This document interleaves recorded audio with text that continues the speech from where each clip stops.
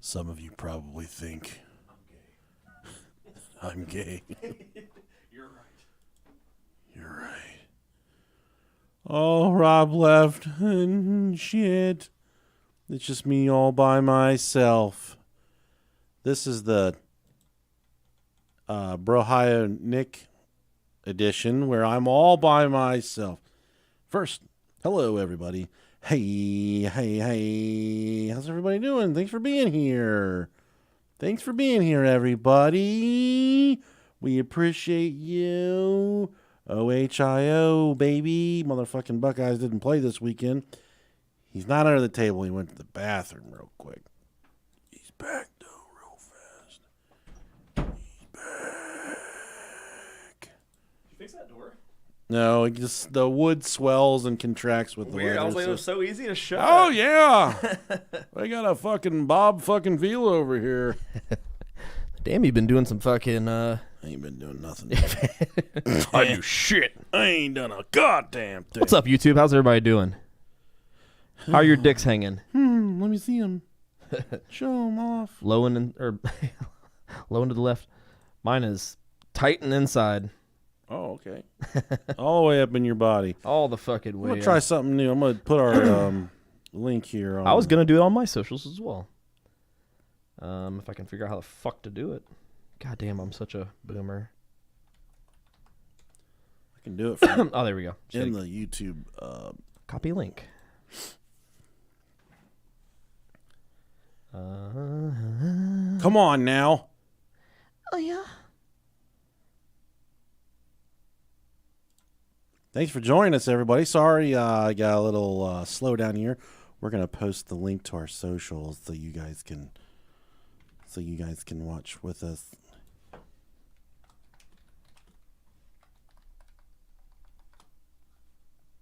Put that there. We're live.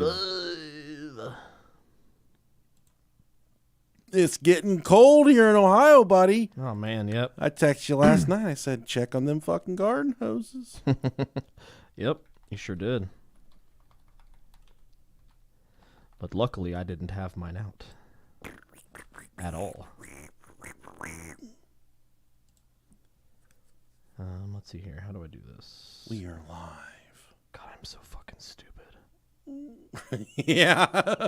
Me too, buddy. We'll figure it out Good together. Lord, why is this so fucking hard to figure out? I think I got them posted up, though, man. But thanks, everyone on YouTube, for coming to the live stream.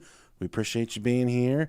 Are we doing a bro talk after this? We'll see. Well, that time does for us. Oh, Lord, I had 3 edibles. I hope you get to feeling better. That sounds like a mess. You look a little blurry on there. Are you watching on your screen? Not right now. Give me one sicker, and I will check her out. It could be.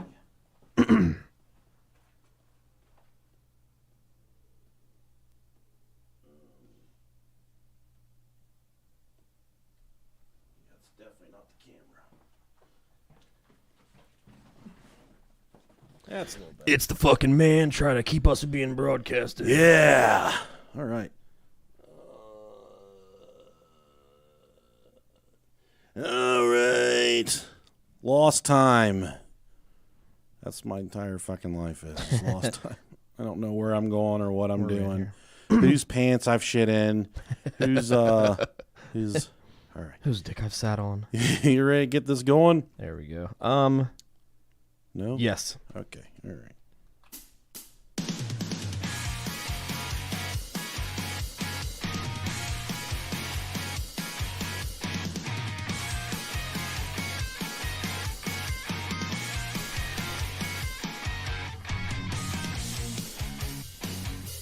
It's Halloween. If you got vampire teeth for your pee-pee, you've come to the right podcast. Hello, everybody. Welcome to the Brohio Podcast, a.k.a. the Cream Spot. I'm the delicious Nickalicious. Put some stank. I'll put some hair on the end of I that. couldn't help it. It wouldn't stop. It just happens, man. I'm Rob Dog. Hey, guys. How's everybody doing? I know they're good. Yeah, they have to be. They're here with us. Hey, you know what? I want to get something off my chest real quick. We get a lot of messages from people that say, you've got me through a really bad time. Right. So I'm talking to all you guys out there that are going through it right now. We're thinking of you. We love you. We hope things get easier. Things suck for everybody. Yeah, if your life is just fucking great, then you need to just stop listening. I fucking hate you. It's not good. Gas What's is that fucking like? $5 a gallon. No. A gallon of goddamn milk's $4, for a bucket of that shit. Yeah, things rough, man. It's hard raising people right now, being our age. So next time one of these old fuckers want to say something to you about the depression, you say, I'm living through the depression right now. It's hard shit. Yeah. This is hard stuff. This is as hard as a wedding cock, buddy. Yeah. I'll call my wife down here and tell her what I was like on our wedding night. A little drunk, but ultimately I did have an erection. Yeah, I had to, shit's so rough now, like I had to break out the old calculator and figure out how much money I could make off of sending one of them people live in my house off for sex trafficking. It was almost worth it. Narrowing it down. Who's it gonna be? It's either a wife or a kid. Or me. Oh, yeah, man. Yeah, I'm not worth a lot, it turns out. I think we could just, sell pictures of us in, race car outfits and stuff like that. Like I think that'd be cool. The NASCAR onesies. Diapers. Just, but bare feet. Be really subtle. Yeah. Be nasty, but be subtle about it. Yeah, be like ladies about it. Just real cute and Real nasty. but just dirty. Yeah. All right, guys. We got a very special promo swap with our friends at Alien Theorists Theorizing.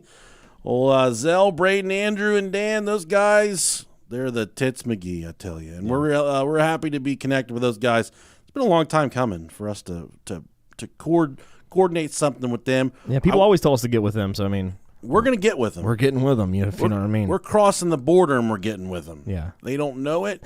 I don't know if they're into the same stuff that we're into.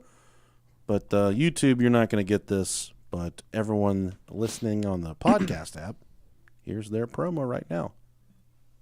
And by the grace of God, Wow, look at we're that. back with everybody on the YouTube stream and everyone listening around the world live right now. I would like to say thank you to our new Patreon subscribers. All 50, all 2 of them. First up, Chris Sanchez. Chris, thanks for being here, buddy.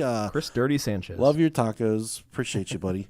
And last but not least, we got Sean Hutchinson. Thank you very much, Sean Hutchinson. You look like you got a fucking lovely family there in your picture. Love all of them. God, yeah. I just love looking at pictures of people's kids.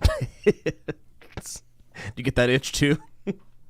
I wouldn't necessarily call it an itch, man, but I like when people post the first day pictures and stuff like that, or the soccer pictures, which we do soccer. My 10-year-old, I coached this year, and we're in the tournament. We won the first game, we lost the second game. But I tell you what, the first game of the season, Yeah. these girls look like fucking idiots. They were awful. I didn't know what I was doing. Isn't it great how fast they learn though?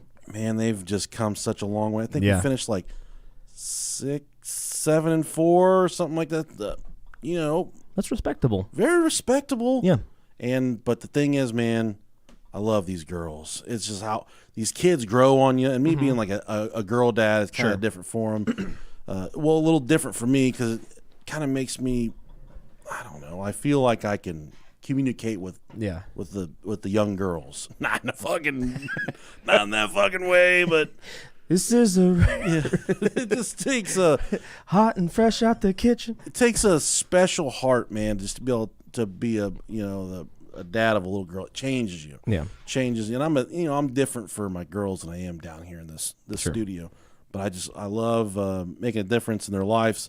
I think back to when I was younger and my little league coaches and shit like that. I had a bunch of good dudes that coached me growing up, but I had one bad apple. He had was missing a leg. We used to fuck him up all the time, dude. He was Hey, peg leg. I saw him out the other day in a scooter, like Yeah. at Walmart or something. Uh-huh. And I wanted to stop him and say, "Hey, motherfucker, you sucked. We Yeah. sucked at baseball because of you." I didn't do that. So I hope these girls, when they get older, 20, 30, they think back to their 10U soccer season and say, "That was a fun dude." I hope they can reflect positively. One of our recent coaches just passed away not too long ago, didn't they? Yep, Well, Coach Butch. Coach McPherson. He was our football coach in high school. Long-time high school coach for our school. Just a fucking man's man, you know, and condolences to everyone affected by that. I love that guy. I did too. I was his teacher's aide. I remember one day when I was young. I was a sophomore, and I would get a ride to workouts with a guy that was a year older than us. No, 2 years older than us. This might have been when he was, he was a senior. I was a sophomore. Okay. Sloth. Yeah, and, that's the last year I played. Was Butch thought Coach Mack thought that Sloth was a slobbering fucking drunk. So while we were off conditioning one day, he opened Sloth's Ford Ranger. Yeah. And he had like, oh fuck, I forgot he had a Ranger. 20,000 empty beer cans. Mac did, and he filled Sloth's truck, his cab, completely full of beer cans. And then when we came back from conditioning, he was yelling at him. He's like, "Oh, you're a fucking drunk. You're up at the Greenleaf," which is a really trashy bar by us. Yeah, it's super bad. Yeah, it was a good. It was funny, and I'm just like, man, what the fuck did you do? I didn't know. I didn't know he filled the truck up full of beer cans, but instrumental man in for sure in the development of me, for sure. Yeah, for sure. I mean, speaking of Sloth, I remember one specific time where we all came in for a group huddle in the weight room. Yeah, we'd always do our fucking hands up fucking bullshit that we would do, and there was someone who gave like I don't remember who it was. It's probably our freshman year. It was probably Clint who did the inspirational talking, and then after everything's done, you get Sloth going, "All right, guys, just want to let you know, if you shave your pubes, it doesn't get rid of crabs." Like, okay, bro. Yeah, we know. I know it. Thank you. I know. I love that dude. How about an article from Gizmodo this week? It says a young man became allergic to orgasms because... Oh, no. No. But there's a happy ending. Fewer than 1,000 people in the U.S. are estimated to suffer from post-orgasmic illness syndrome. Damn. In a recent case study, doctors described the unfortunate tale of a man who developed an allergy-like reaction to his own orgasms. Ugh. If my wife had this allergy in her orgasms, never mind. I'm allergic to cantaloupe, so we keep that out of the foreplay. That's sad, man. Yeah, it is. So the bizarre and rare affliction left him unable to pursue sexual and romantic relationships. But thankfully, the doctors managed to treat his problem using a simple over-the-counter antihistamine. Just put some Benadryl on your wiener, on your weenus. The condition is known as post-orgasmic illness syndrome, or POIS. POIS. Okay. Sufferers, almost always men, experience symptoms similar to hay fever or a flu following ejaculation.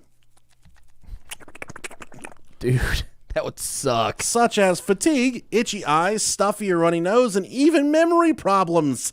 These symptoms appear after every or nearly every orgasm, usually within seconds, but sometimes up to hours later, and they can last anywhere from 2 to 7 days. Oh my God. Wow. The report describes an otherwise healthy 27-year-old man who first began to experience the symptoms at the age of 18. In addition to flu-like illnesses, he would often break out into hives along his forearms after orgasms. Holy shit. You know what? I'm not for suicide. But hear me out. Hey, man, it's kind of like, I'm not suicidal, but... This doesn't happen very often, but once in a blue moon, you'll be taking a shower and you just get a ripping shit getting ready to come out of your butt, and you gotta hop out and take a shit while you're all soaking wet. You gotta hopscotch out. It makes your butt itchy. Yeah. I don't know if that's just all the fucking bacteria on the toilet or what it is, but I think this is much the same right here. I think that's what's going on here. Oh, that's rough. He had several medical providers over the years, including an Auditory, I don't know, it sounds like a ball doctor, an infectious, I can't even say that word, man, otolaryngologist, an infectious disease specialist, and multiple allergists, but nothing they offered seemed to help. By the time he saw these doctors, he had long been actively abstaining from any kind of sexual activity. Dude, this is like he couldn't jack off or make love, man. So here's what I want to know. So it says it could last up to 7 days. So is that if he fucked or jerked off one day and then did the next day or later, like is it like does it add on to it? Shit, dude. Like if you fucked every day, you're essentially never without symptoms. I would just live my life in the state of perpetual flu, like perpetual COVID or perpetual flu-like symptoms. Hay fever. What the fuck is hay fever? It sounds nasty, man. Yeah, it sounds like it sounds like what something two hillbillies would get from butt fucking in a barn. That's what hay fever sounds like. Yeah, got that hay fever, man. You call me having sex with a cow milker. You got that hay on his back. But yeah, he fixed it with some antihistamine. I want to send thoughts and prayers to this guy. I think Mr. Hands had hay fever. He had something bad. Just when you like fuck cows. I don't pray. I mean horses, cows too. That's milk fever. I don't pray. I've got milk fever. I've got that too. I bought a big thing of cookies and had to make sure I got milk this week. Oreos. The chewy cookies because I don't like the hard ones. Yeah, you do. Giggity. Well, I like them soft. Yeah, you do. All right, man. Well, we got let's get to it because we got a lot of research here. We got a lot going on. Unless there's anything else we need to say, I think we can probably get into the content here. Let's fucking do it, brah. Missing time. Missing time. I love this. That's where you go to work and you don't clock in or you don't clock out for your lunch break. That's missing time. So here's it's funny you mentioned that. So a couple episodes back, and I meant to say this on this episode, and you saying that jogged my memory. So a couple episodes back, we talked about you had asked me, we were talking about dreams, and you'd asked me if I had a reoccurring dream or nightmare that I would constantly have. I said no. I talked about the one where I was like afraid of like this dwarf little clown dude that would throw balls at me when I was little.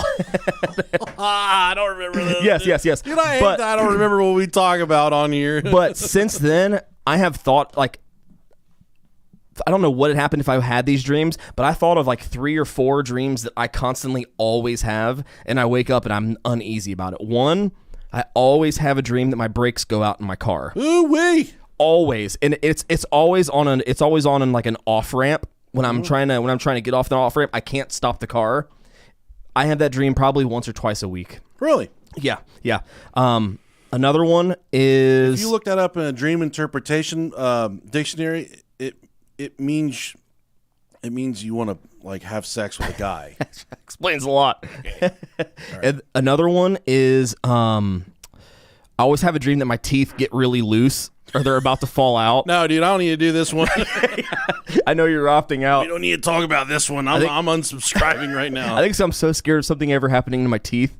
I think that's the only reason I don't want to fight somebody because I don't want to get my teeth knocked out. I see people my age with just fucked up teeth. Yeah. And I think, like, I've got fucked up teeth. Yours are no, not at all. Yours are fine. These bastards are crooked, but they are clean. There ain't sure. There ain't no fucking tartar on these things. There ain't no cavities. I got it straightened out. I got my wisdoms pulled out. I've got it. But I see people like age with goddamn jackal teeth, like looking like a fucking, some kind of monster gargoyle, yellow teeth like cat piss and shit. What really fucks me up though is that sometimes I'll have these dreams about my teeth getting loose, and I'll wake up and I'll be like going like, and it feels a little bit loose. I know I'll be like forced like pushing my teeth together really hard, and I think that's just my brain's way of saying, hey bro, quit fucking clenching your teeth while you're sleeping.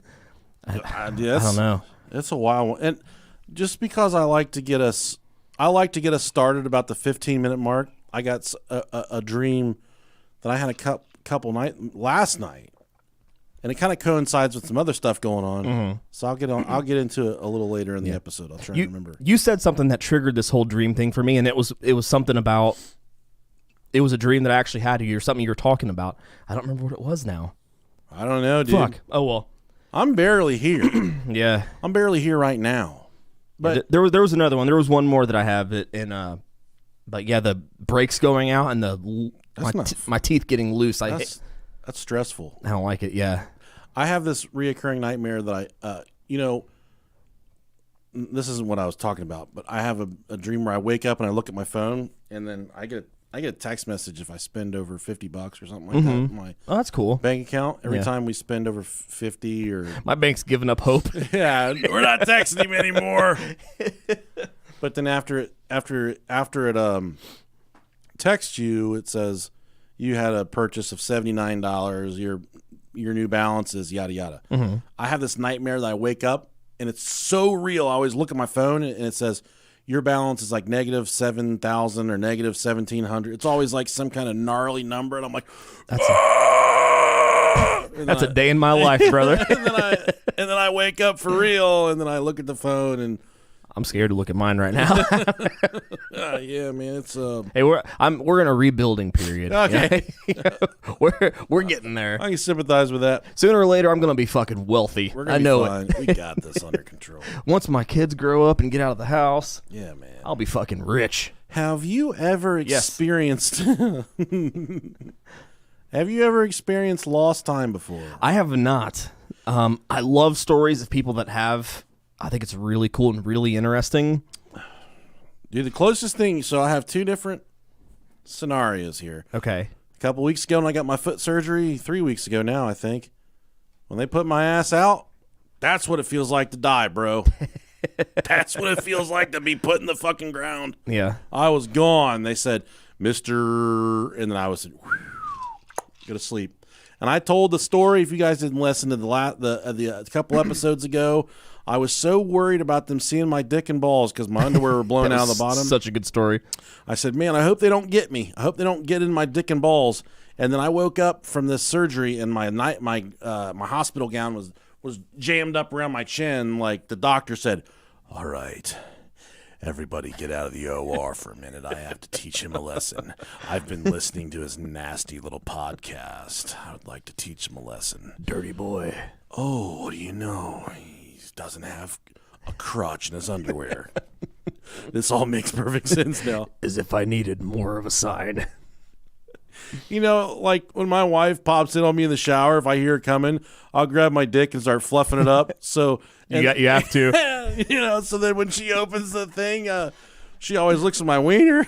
Yeah, for sure. I mean, naturally. Yeah. So then I'm like, "What's up?" You know, like, "What's up?" Like, like it's just like that. I arch my shoulders back and push my dick out, like try and get it really far past my belly and stuff.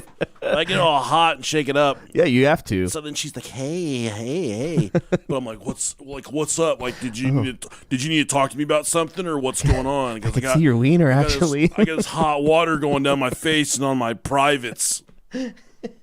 She doesn't like it when I talk too nasty to her, so I keep it sensual. Yeah. I got hot water running on my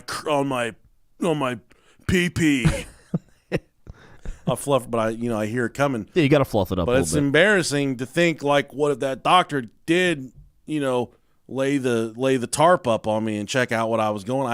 There was no preparation. Yeah, you can't I'm fluff up for that. nervous. It was colder than a fucking well digger's ass in there. I'll tell you that. So I know my dick was up inside my body. Let me ask you this. So when they anesthetized you, did you try to fight it or did you accept it? Oh, I had no idea. Oh, really? That's the thing is people always. I want to fight it. People say when they tell you to start counting backwards, Yeah. fight it. You watch that video where Steve-O tried to fight it? Yeah. Yeah, man. Yeah. And I was waiting for that. I was waiting for this bitch to be like, all right, start counting back from 20 or whatever. Sure. And then I just remember they're like, all right, roll him over. We got to get his block under his butt. And I started to roll over and gone, man. Don't remember anything. Okay, so you didn't have time to... But then I did fight it. I woke up, I'm like, all right, let's get it. And they're like, you're done. When I woke up to fight it, I was already done. Damn. And they said, we're going to get you out of here. And I said, it feels like you guys removed my butt cheek. I said that. Yeah, I remember you saying And that. then he said, oh, my God, we left the block under him. And that's when I reached for my dick. Oh, God, we forgot to put his butt cheek back in. It was funny when I reached down under the covers to see if my shit was all pulled up. Uh-huh. There was my underwear were pulled up too. So just like I didn't get to reach into my crotch, it was just my dick and balls already out, man. God, how frustrating. And then another time I experienced missing time taking NyQuil. Mm-hmm. She when she was younger, I think she used to abuse NyQuil. I don't know if she would. I wouldn't say abuse, but she would. If she couldn't sleep, she would take some NyQuil. This is like we're 18, 19. Sure. And then one time, I had never taken NyQuil before. I saw her drink it, and one time I wasn't feeling that good, or I needed to go to sleep or something. And she's like, just have some NyQuil. And You guys were on that fucking perp before. We were that scissor. You're drinking that fucking scissor, dog. Sipping on some scissor. And I remember I said, all right, I'll try a little bit, and I'm looking at the directions, and it says, 1 cup full or however mLs. Mm-hmm. And I thought to myself, I saw how much she drank when she took it. I'm a big fucker. So I need to do at least double. I'm at least double her size. So I got to drink double. Mm-hmm. And, she drank a quarter of the bottle. You're fucking pounding half the bottle. So I'm like, bro, that shit tastes good. I hate to say it. It fucking tastes good. I chugged it, man. Like Pepto-Bismol, bro, don't get me near that shit. She had to call off for me 2 days in a row. I didn't fucking wake up for 2 days, man. I was gone for 2 days. Oh man! I remember when I finally woke up, my mouth felt like I've been eating out the desert, like sand. Yeah, it's just like, ooh. I was bad off, man. But I survived. I'm here with you now. But I know now, anytime I got to take that NyQuil, small doses.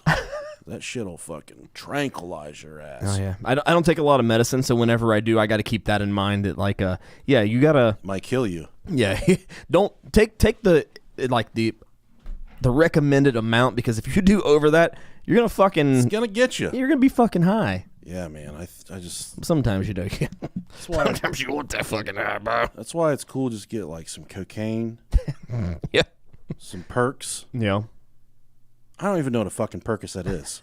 I don't think I've ever had one. I'm so far off the drug reservation. I have had Valium, and that's I've never had anything. Like I'm just man. I went to this whenever I got my wisdom teeth pulled. Beforehand, they got prescribed me 1 Valium to take before I went in. And it was good. Holy fuck, dude! I felt great. I know. I thought my soul was leaving my body when I was between that and being having the nitrous. Yeah. I legit thought I was passing away. Felt good? It felt fucking great. I felt my soul leaving my body, and I was just hovering over myself like, oh, he's fucking you up, bro. Yeah. He's pulling teeth that don't need to be pulled. I'm like, why didn't you wear fucking underwear, fat boy? That's what I was telling myself during my foot surgery. I hope my dentist didn't look at my wiener that day. I know my doctor did.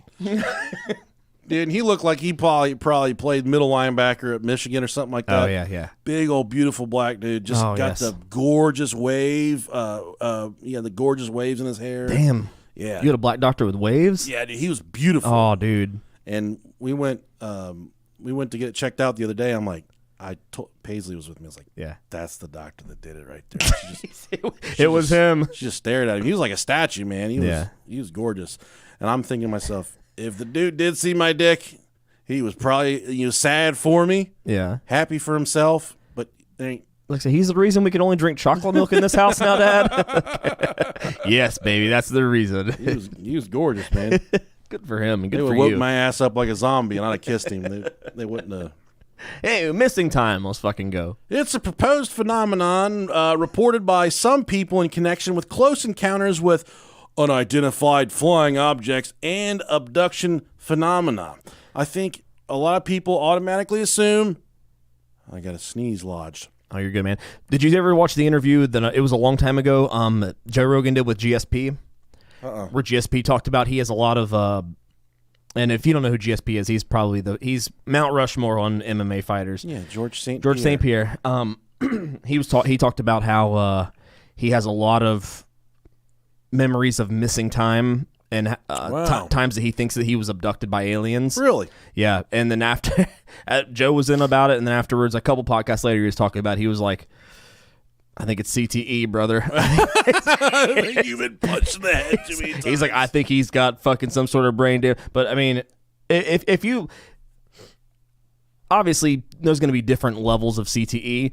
But the CTE is real, dog. Yeah, for sure. But real. GSP seems like he has his shit together. Like he seems pretty for someone. And if you think about his career, he didn't get beat up too much.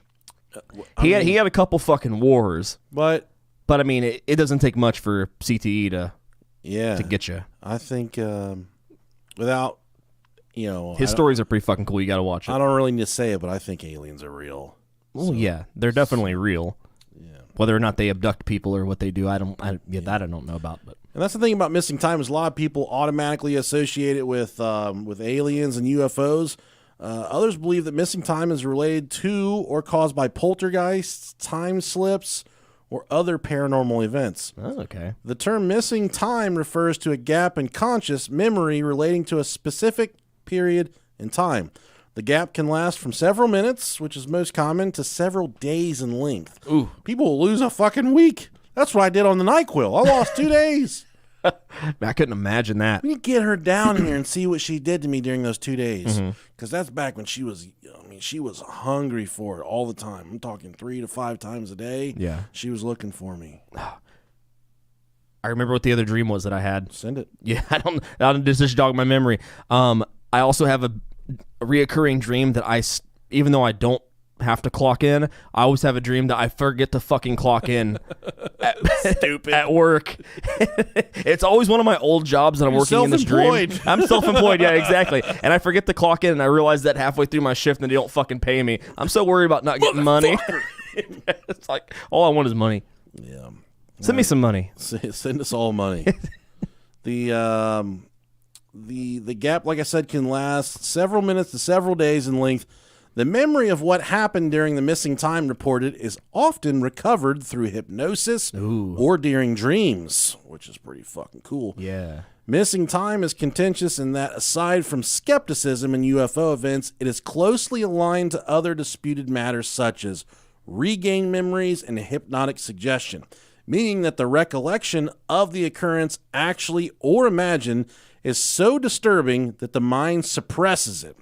So I guess in a more uncomplicated term, the fucking shit that happens to you during the missing time, which don't get missing time mixed up with time slips. They're completely different. Okay. Missing time, the things that are happening to you during the missing time are so traumatic and awful that your brain can't even bear the weight to remember what happened. That's kind of like, it kind of refutes the entire experience. It's like, God damn, I don't want to remember that. And I had a really traumatic experience about 2 weeks ago. Okay. And I'm not even going to talk about it on here. Maybe we'll talk about it afterwards. Okay. It was so traumatic that when I think back and try and think about it, it feels fake. It feels fucking fake. So Okay. we'll talk about it later. Okay, sure. So time can additionally be lost without an actual abduction. There have been several cases of persons who testify that they've experienced missing time just by being in the close proximity of a UFO craft.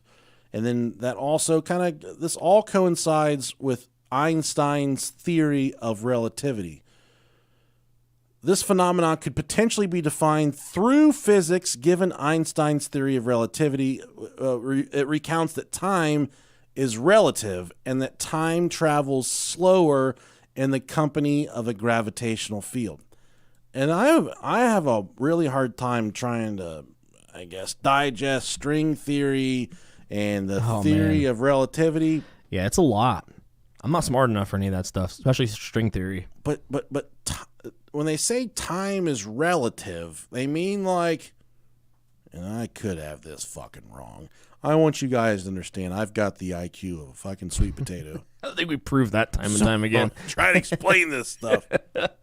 Oh, God. Time is only relative to our brains. So when somebody says, meet me at the bus stop at 4 o'clock, what the fuck is 4 o'clock? The sun doesn't know what 4 o'clock is. Yeah. The birds on the trees, they don't know what 4 o'clock is. Yeah, it's an abstract concept that only humans give a shit about. Yeah, the only person that knows what 4 o'clock is you and the person you're talking to. Yeah. And 4 o'clock can mean something completely different to someone many miles away. Yeah. So time is only relative to your brain. But even deeper than that, time is only in the aspect of space and Earth. Time is a different relativity, because when you're in space and you're moving at a certain speed, you're moving faster than time, and so it makes it to where you can bend time and change time, and it's a I hope one day we can do all that stuff. Just we got to figure out the fucking weather first. We got to figure out the gas prices and the weather. As soon as we can get those both under control, then I don't mind us moving on to bigger and better things.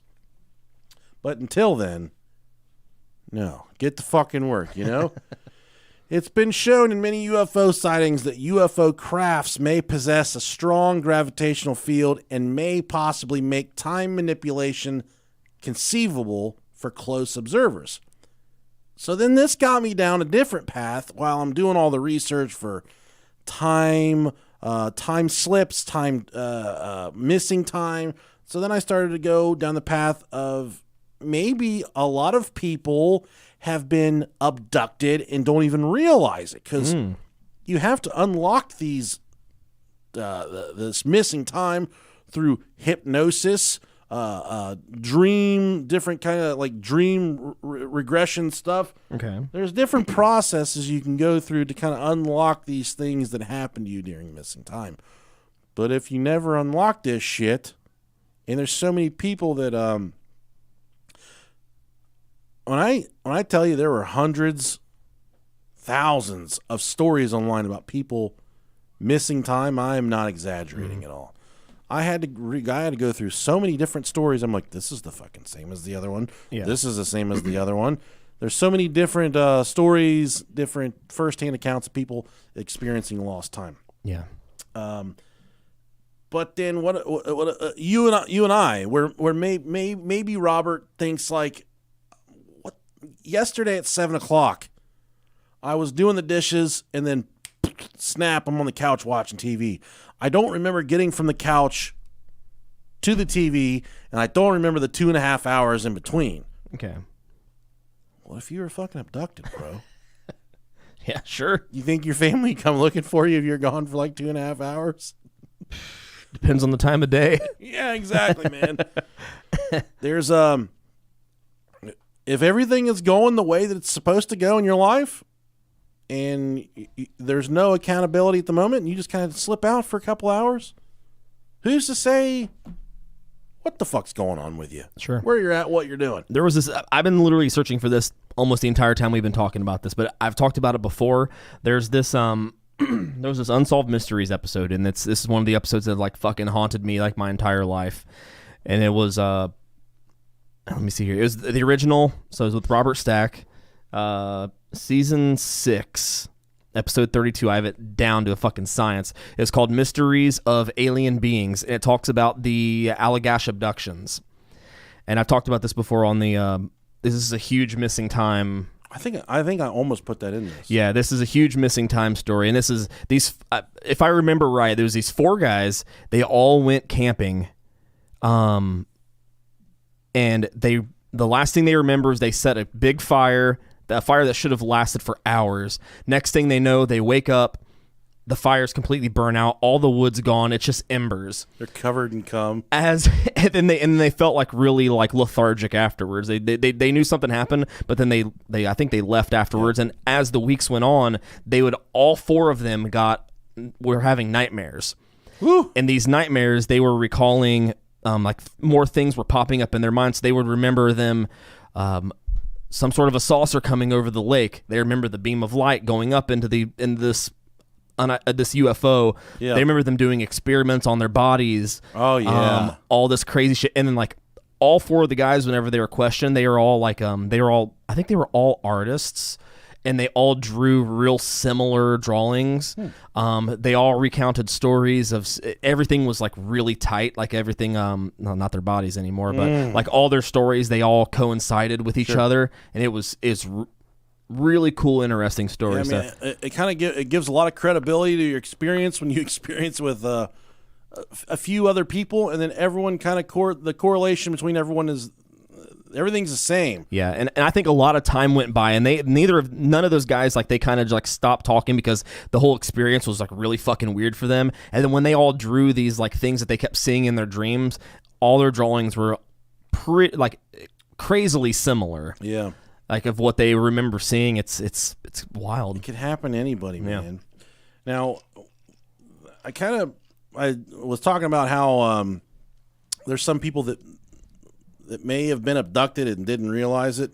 Some of the things that you may experience if you've perhaps been abducted and didn't realize it is you experience time loss, especially for people who are abducted while driving. It's common for them to end up hundreds of miles from where they originally began.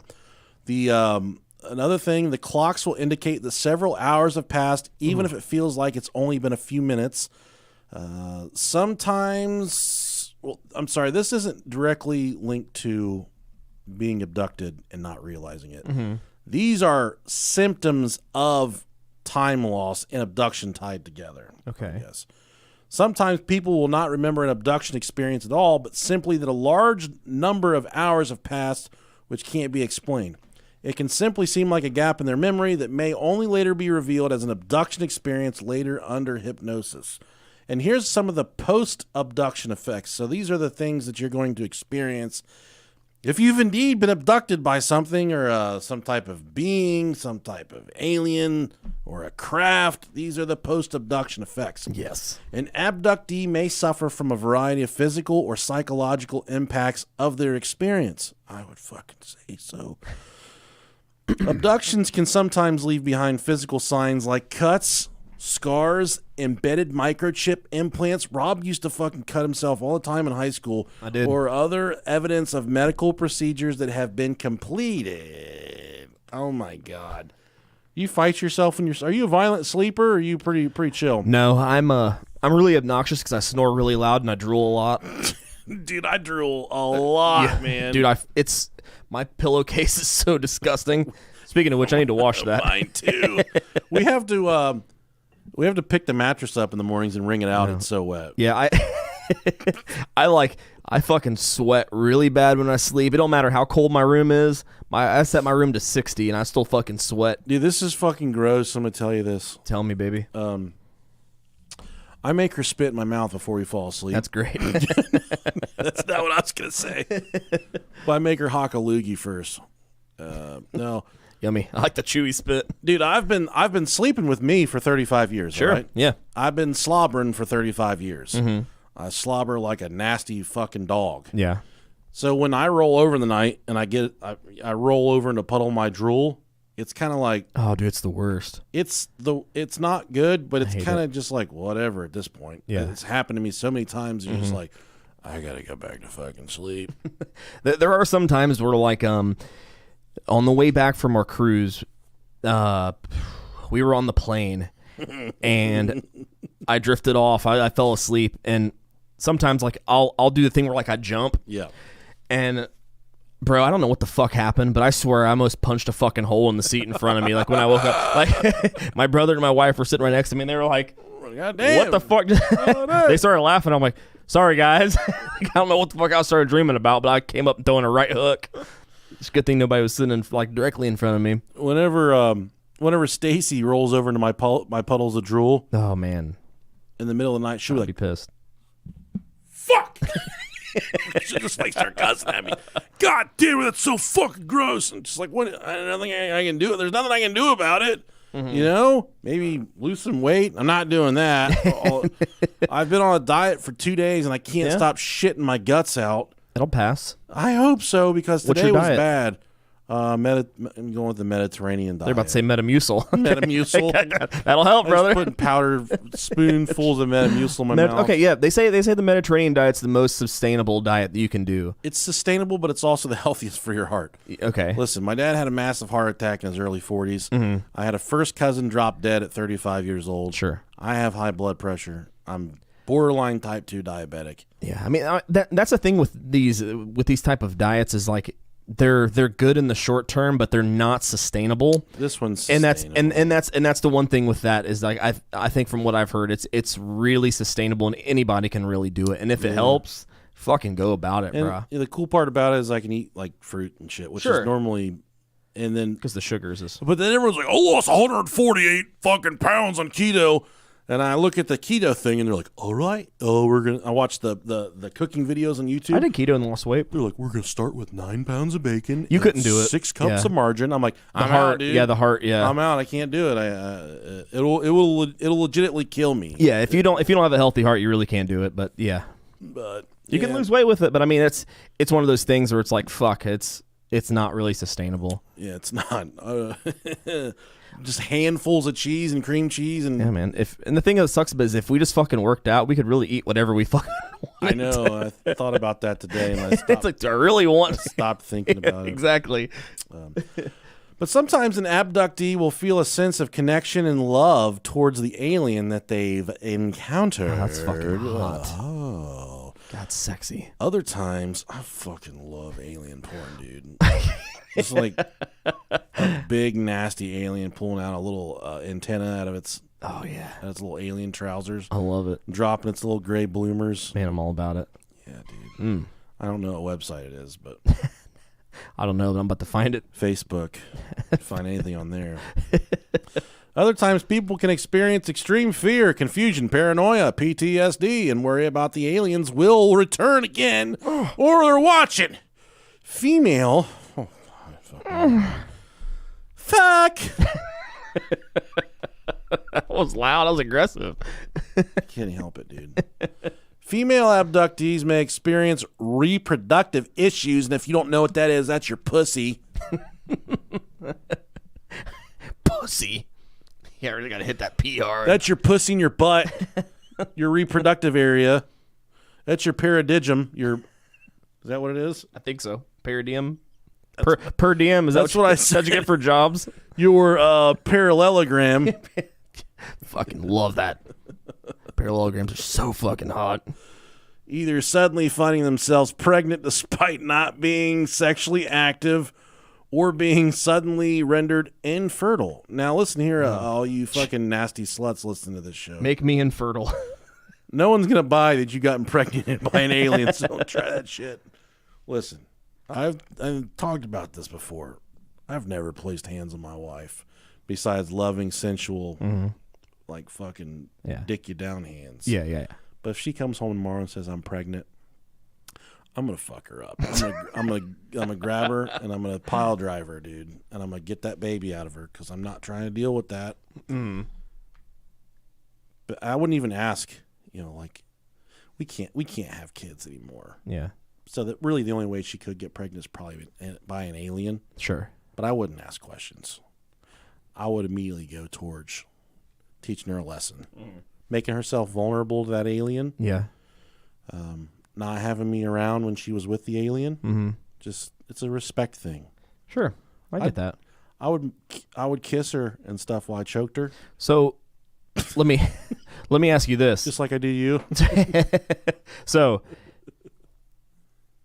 do you want if something were to happen between your wife and an alien? Oh yeah. Would you? A golden retriever. Would you rather it happen like her to be abducted, taken to space, and then it happen, or what if the alien banged her in your bed? Or made me watch it, or either way. What if it was on Earth? Does it make a difference where it's at if it's an alien for you? I feel like you can't really. A marriage can withstand an affair if it happens in outer space. I feel like if it was consensual sex here on Earth, man, I'm a really jealous dude, and I'm a one owner dog. If you know what I mean. Yeah. So I'd probably be upset if she's just like, I'm going out, and then she fucked an alien. Okay. But if she got abducted and she come back like, I'd be like, hold on, take a breath. And she's like, oh, I gotta take it up, and they fuck me. I don't know if I can be upset about that one. Yeah, see, I mean, I come on the complete opposite end of the spectrum. I think I'd be pissed if she didn't fuck the alien. Either way, you'd be like, yeah. You're fucking lucky. You go to that funeral? Which one? That one where the alien buried his dick in your butt. Yeah, that one. I'm like, fuck, you had the opportunity. Like you didn't do it. You better get your fucking ass back out there. I want to get fucked by an alien. Right, man. That'd be jelly. I want to come home and tell my wife I'm pregnant. She would be so dismissive because I say so much dumb shit all the time. That's what the other day. What the gestation period is. This is another fucking cat poop problem I had the other day. This is disgusting. I was down here doing something, and the kids were right outside the studio door just like squawking. Out there making noises. And I walk out there. I'm like, what are you guys doing? They're like, we're playing with the cat. And the cat was flat on her back. Okay, cat's flat on her back. And the kids are going like, they're nipping at her. They're making like the little snake hands and they're like biting her belly and stuff. And the cat's like trying to bite their hands and shit. Is this Emma? Yes. Okay, I figured it was. And I don't like this cat very much. But She's so pretty. I still pet her. She's like the prettiest cat ever. Pet her. I don't like her. And I'm like, oh, but yeah, I see them playing with the cat. Anytime I see the kids playing with the animals, it makes me happy. I don't know why. Yeah. I'm like, oh, you guys don't know how to do it. You guys don't know how to pet the kitty cat. And I walk up and I start fucking smacking her on her belly, and about a 4-inch stream of poop, like a fucking. Damn, she left a fucking log for like you. a fucking fruit stripe, like a gush, dude. A 4-inch loogie just shot out of her butt. Oh man, And the it's like the residue of when you light one of those snake fireworks. yeah, and I was the only one that saw it. And I'm like, all right, get away from the cat. Damn, man. The cat walked away and looked back at me with like the most fuck you look I've ever seen in my life. I'm How like, dare you made me do I was that? just playing with you. You didn't have to squirt poop. So then I had to clean up a fucking squirt of cat shit. What? Are you supposed to have your cat's anal glands squeeze? I know a dog, you're supposed to have their anal glands. Yeah, you gotta finger their ass every now and then. You gotta. It's not really finger their ass. Yeah. You gotta grab their butt like you're gonna kiss their butthole. God damn. Yeah. Kind of glad I don't have a dog now. Squeeze and push up. Yeah. I've never done that to a dog. Yeah. But I know the vet does it. That's illegal in Ohio, I think. Yeah. Yeah, it is, buddy. Unless you're a vet. And it smells awful. Like it's I'm sometimes sorry for you veterinarians out there. when Bruce gets scared and he squirts a little bit, it is the most rancid. You cannot mistake that smell for anything, dude. Ugh. Yeah, we I used, wish I could put it in a grenade and throw it at people. we used to have two boy dogs, and the one had like he would always get these like anal gland issues, and the other dog would just sit there and just fucking eat that shit, dude. He would get behind him. Not only were they gay, but they were eating their fucking ass secretions. He would sit there just like, Oh, dude. Oh. and we're like, ew, Nasty species, man. nasty fucking dogs. But their mouths are cleaner than ours. I don't fucking buy that for a second. I've watched my dog eat 6 metric tons of cat shit out of the litter box before. That mouth is not fucking clean. Oh, jeez. In terms of these, I guess, missing time, abductee situations, there's a lot of suggestions that the sometimes people have flashback. We're going from a dog sucking poop out of each other's butts back to the top. I'm sitting here looking. We're 3 pages in, and we're fucking 40, 50 minutes into the podcast now. Moving. God, we're fucking raunchy, man. So, a lot of people suggest that these flashbacks are from when people were actually put under for surgeries, kind of like, when I was put under.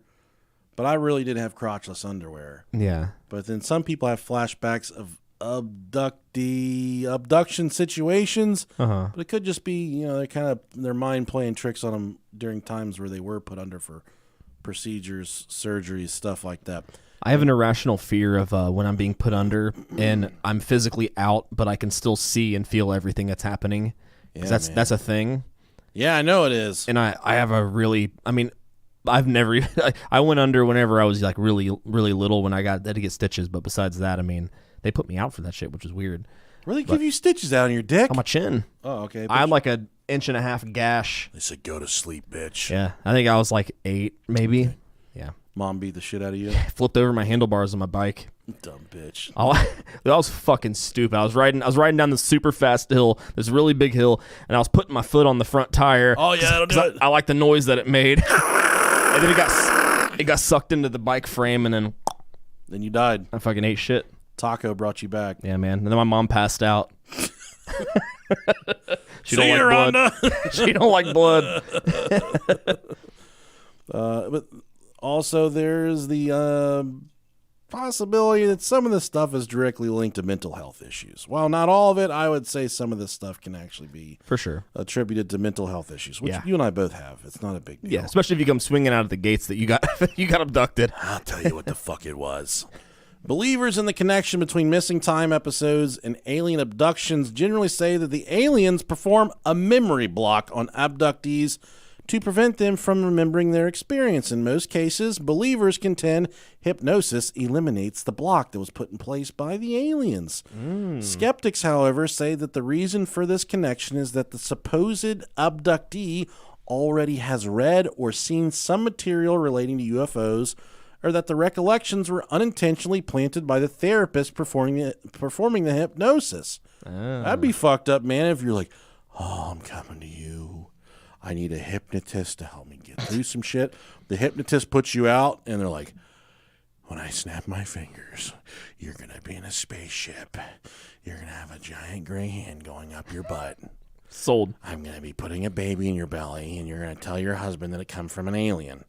Maybe it's the hypnotists that are getting everybody pregnant. Could be.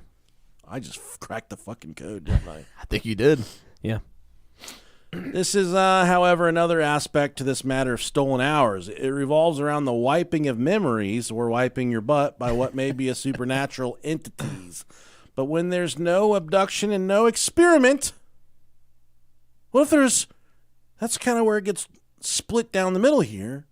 Sometimes these missing time things aren't always directly linked to aliens or UFOs or abduction situations. These cases involve not the Greys, the alien Greys, but the men in black, the women in black, and the black-eyed children. A lot of black going on there. Yeah, a lot of black shit.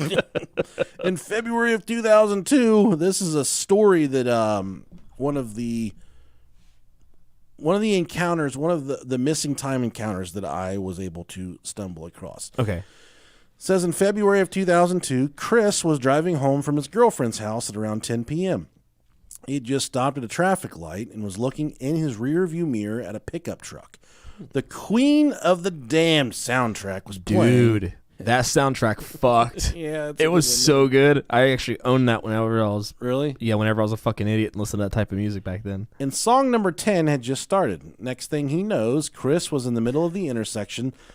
Hang on, song number 10, I gotta figure out what this is. The 3-minute, 40-second long song had just ended, and the truck was several hundred feet in front of him. Weird, right? Song number 10, right? Yep. Static X. Oh, okay. Cold. Good song.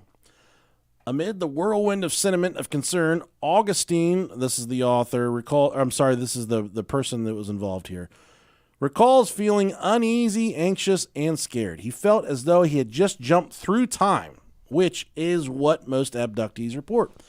3 minutes and 40 seconds took place inside my car. I felt like I'd come aware from something like a daze. My hands are on the wheel, executing a turn, and then 3.5 minutes are gone. I was afraid of what I didn't understand. And that would be the scariest part of this is, what the fuck did I do while I was gone? Chris raced home to write down all the details he could remember and thus began a lengthy effort to document and study his own experience while keeping an eye out for similar incidents. Shortly after going through the missing time episode, Augustine noticed that his body was doing strange things, such as interfering with televisions and other appliances. Whatever used electricity seemed to be affected in one way or another by Chris's mere presence. His psychic abilities also seemed to have been impacted by the abduction. He would know who was about to call him and what song was about to come on the radio before it happened. Ooh. When Chris's dreams became premonitions, he became convinced some serious work had been done on his body and his mind. A couple months later, Chris started hearing a ringing noise in his left ear.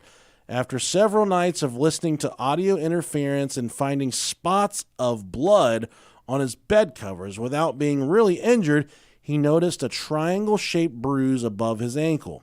Below the skin was a small, solid object.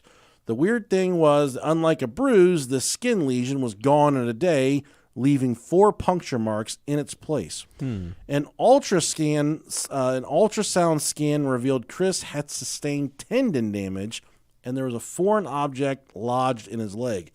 Fast forward a few more years, and Chris starts having weird memories that began to resurface. Quote, I felt I was somewhere else. The place was metallic. I could sense a woman with me to my right. I could hear small feet hitting the floor, like walking quickly. I could tell by the stride they were small since there was a lot of steps. As weird as his recollection of the events might be, Chris is just one of many who claim to have been abducted. UFOlogist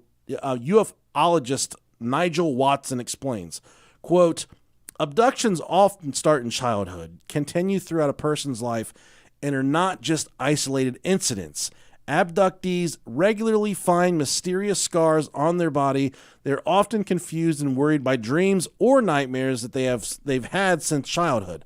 Under hypnosis, they remember being inside a flying saucer.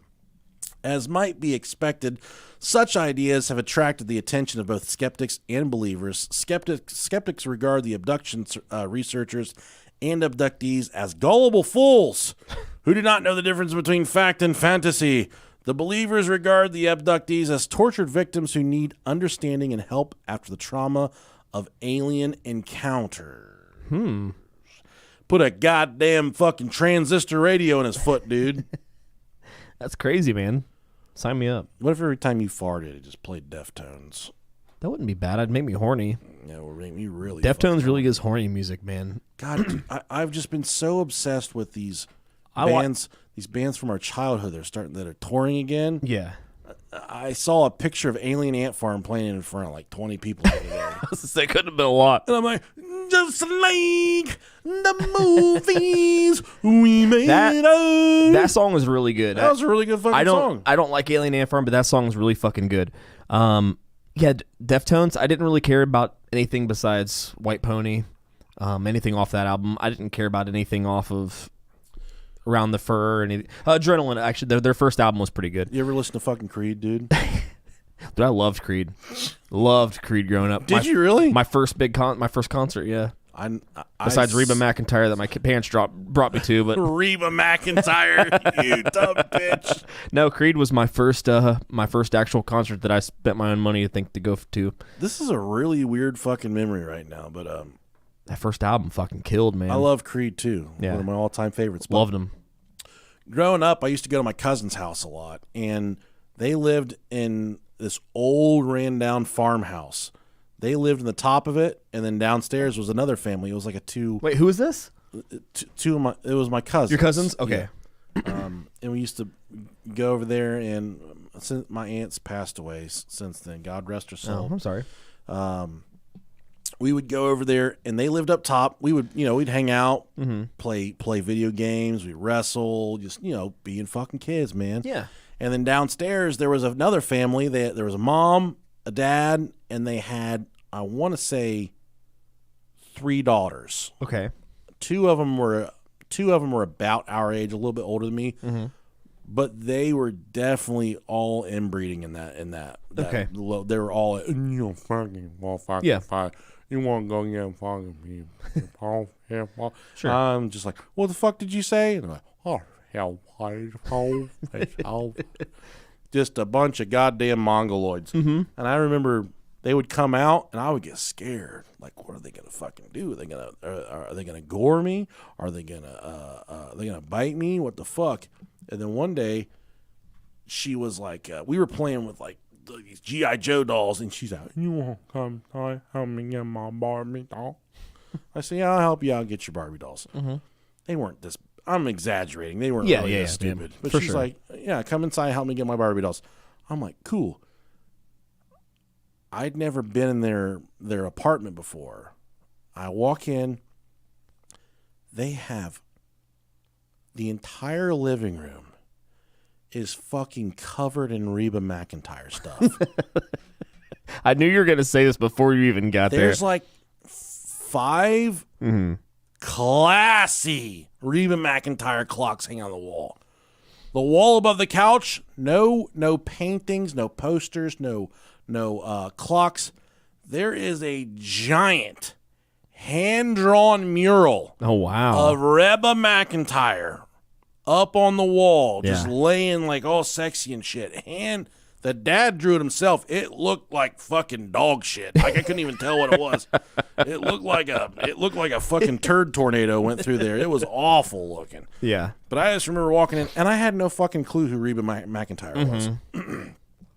But I remember their mom had a certain dress style to her. She she was trying to dress like Reba. Yeah. So then when I walked in, she would always, me not knowing who, we didn't listen to a lot of music growing up. Yeah. I didn't start listening to music till I started coming to your house. I Really? swear to God. Yeah. That's when I started like listening to music. Music was my escape, man. That was like the man, you only way I open- could get away from my fucking house. You opened my eyes to a lot of good music. Good. Well, I'm glad. That's awesome. You and Brent, man. Yeah. But I walked in and I didn't know who the fuck Reba McEntire was, but I knew what their mom looked like. She always dressed like Reba. Yeah. I thought I was amongst royalty. I said, this bitch has got clocks. She got pictures of herself on the wall. She got posters. She's got. Thought she was Reba. She got a giant. She had a fucking cardboard cutout of Reba standing in the corner. I said, Oh, shit. I said, well, ma'am, I had no idea how famous you were. And I'm just a little porky kid. I'm like naturally just funny all the time. Yeah. They just thought I was so fucking hilarious. They're like, "Oh, stop it, boy! Stop, boy!" That was like literally the best compliment you could possibly give her. Boy, you better stop making boy. We're talking about it like that, boy. Dude, Reba has to be at least 96. 196. Dude, she is still a fucking babe. Yeah, I mean, she's always just been, put together. Yeah. But yeah, they thought that I was just so fucking funny because I thought that she was. Thought she was They Reba. said, "Oh boy, you don't know about Reba." I said, "Who the fuck is Reba? What kind of name is Reba?" Oh, I man. said, "Your daughters are out there in the driveway chewing rocks. You better go get them." Yeah.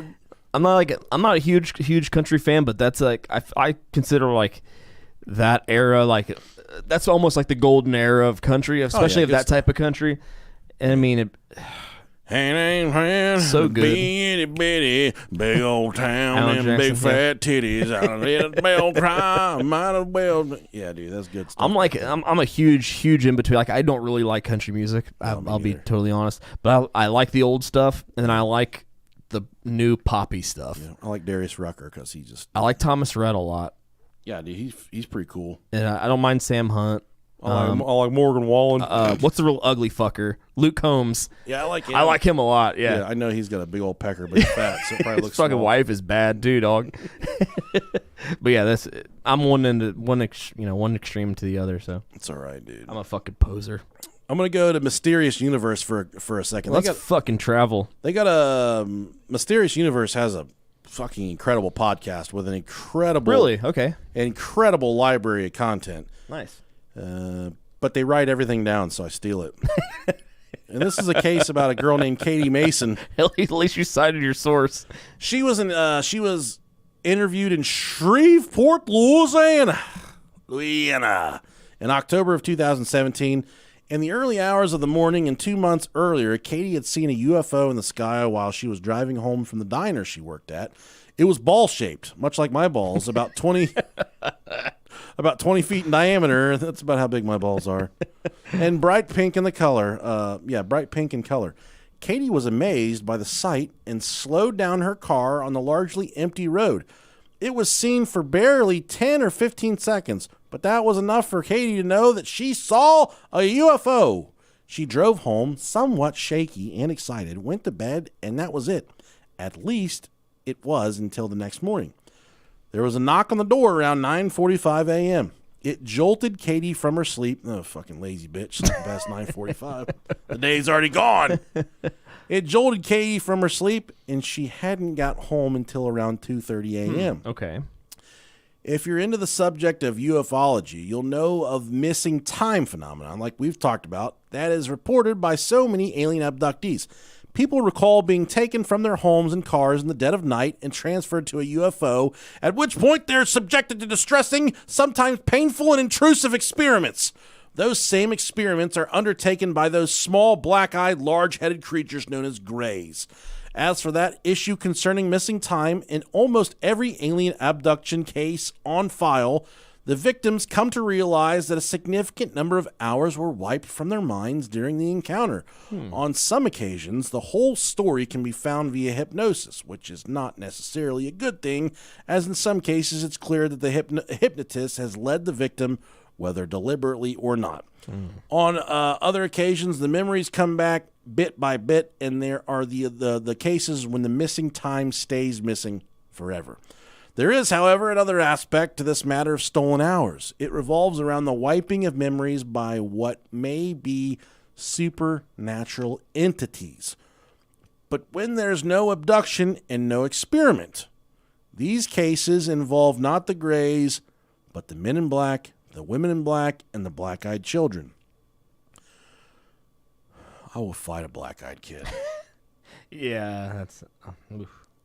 I will fisticuffs. I will knuckle up and rumble. Don't even care. I'll punch a kid. Piece him up. With black eyes. I will stab. I will kill a kid. Right now I'm saying it. A black-eyed kid, I'll kill it. Katie Mace is someone who the interviewer interviewed extensively in Shreveport, Louisiana back in October of 2017. She had a fascinating but stressful story to tell in the early hours of the morning, and 2 months earlier... Wait a second, did I fucking see this twice? Okay. Okay. We're talking about we're going back to the Men in Black part. Sorry, I had a fucking stroke for a second. We're talking about the type of Men in Black that John Keel wrote about in largely the 1960s and 1970s. The creepy-looking, scrawny, pale Men in Blacks that have zero to do with the government. They're way weirder than that. Like so many people who see the Men in Black, Katie opened the door and let the Men in Black in, something that most people would never do under normal circumstances. And this kind of gets us to where we're talking about some people experience this missing time even though they're not abducted. So if that makes sense. Yeah. Here's where things get strange. Katie can only remember certain aspects of the grilling that the Men in Black gave her. She can remember inviting the Men in Black into her duplex, but she cannot remember how she left. She knows she was threatened by the black garbed thing, but can't recall what the threat actually was. And when the Men in Black left and Katie's mind started to come back to normal, she saw 2 of her coffee mugs on the living room table, but she had zero recall of making the coffee. Okay. So I know it's been a long time since we talked about them. What are your thoughts on Men in Black? I mean, even if, your opinions can change after, fucking 4 years ago since we did the podcast on them. What do you think it's a real thing? Or do you think it's just, like, fiction? I have someone very close to me. Sure. That works in a very important part of our nation. Yeah. What, are you talking about who I'm thinking of? I don't know. Okay. I'm not going to say. At some point, at several points in my life, people have come around and said, what the fuck do you know about this person? Okay. Yeah. People that didn't necessarily completely identify themselves. Okay. People that were undoubtedly affiliated with the government. Yeah. Wanted to know what I knew. Okay. This is more geared towards people older than me and my family that got asked these questions. Okay. I was, a little bit younger. Yeah. But I believe there's different levels of things. For instance, if you have a little grease fire in your living room, throw it, or you have a little grease fire in your kitchen, throw a towel on it. Right. Throw some water on it. You're not supposed to. You do not throw water. Yeah. Do not do that. Get under the sink and grab a fire extinguisher. Mm-hmm. Call the fire department. There's different levels of responses for things. For sure. For instance, I don't need to give another for instance. Just fucking spinning my tires here. It's okay, man. Spin them. But if you start to think about like what the developments we've had in the past few years, okay, with the UAPs, the UFOs, all of these different things where the government's finally come out and said, "Hey, yeah, man, there's something out there." Thank you, Tom DeLonge. Where are you? Back in Blink 182. I missed you so fucking much. I like the new song. I love the new song. Love the video even more. Do you like the new song? I do. Yeah. I love it. It took me like the first time I listened to it, I was like, okay, this is okay. And the second time I listened to it, I'm like, okay, it's all right. And then I've realized in between the second and third time that the chorus was stuck in my head for a while. Yeah. And I'm like, fuck, it's a good song. Not that I was mad about it, but it was it was good. It's a good song. It was good. But I think there's different elevated responses for certain things. So for you to tell me like there's nothing out there, well, I know that's not fucking true because the government's finally come out and said, yeah, there's stuff out there. We don't know what the fuck it is. Yeah. To say that, whoa, that thing's never come to Earth. I know you're lying about that too because we've seen the son of a bitches here on Earth flying through the oceans. Yeah. Is everything okay? Okay. I think that's Tiger. Oh, Space Tiger? Space Tiger. Okay. Yeah.